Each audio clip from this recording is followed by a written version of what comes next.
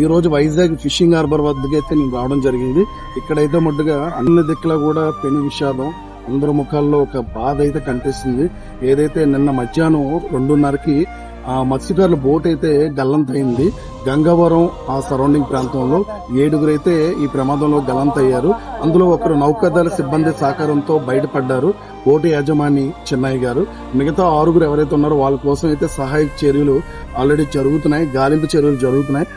ఇటు coast guard సిబ్బంది గాని రెస్క్యూ ఆపరేషన్ లో భాగంగా ఏదైతే గజయితగాళ్ళు ఉన్నారో వీళ్ళందరూ కూడా ప్రయత్నిస్తున్నారు. ఇంకా 6 ఆచూకీ తెలియనుంది.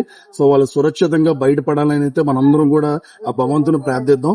కొన్ని రోజుల కిందటే గంగమ్మ తల్లి జాతర అనంతరం సో జాలర్లందరూ కూడా వేటకు బయలుదేరిన విషయం అందరికీ ఈ ఫోన్లు అవి స్విచ్ ఆఫ్ అవడంతో కుటుంబ సభ్యులు అందరూ కూడా తీవ్ర ఆందోళనలో బాధలో అయితే ఉన్నారు. సో ఆ 6 ఆచూకీ కోసం ఇంకా ఏమీ సమాచారం అయితే రాలేదు. ఇటు కుటుంబ సభ్యులు గాని అలాగే ఇక్కడ మన ఫిషింగ్ హార్బర్ కి సంబంధించిన ఈ అసోసియేషన్ ఎవరైతే ఉన్నారో బోట్స్ అసోసియేషన్ సభ్యులు గాని ఫ్యామిలీ మెంబర్స్ గాని అందరూ కూడా పడిగాపులు కాస్తూ వాళ్ళ కోసం ఎదురు చూస్తున్నారు. వాళ్ళు సురక్షితంగా బయటకు రావాలని చెప్పి గంగమ్మ తల్లిని అయితే దండం పెట్టుకుంటున్నారు.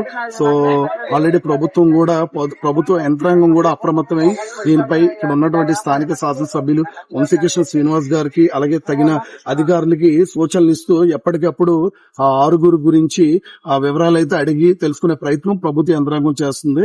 సో తప్పకుండా 6 సురక్షితంగా బయటపడతారని మనందరం కోరుకుందాం.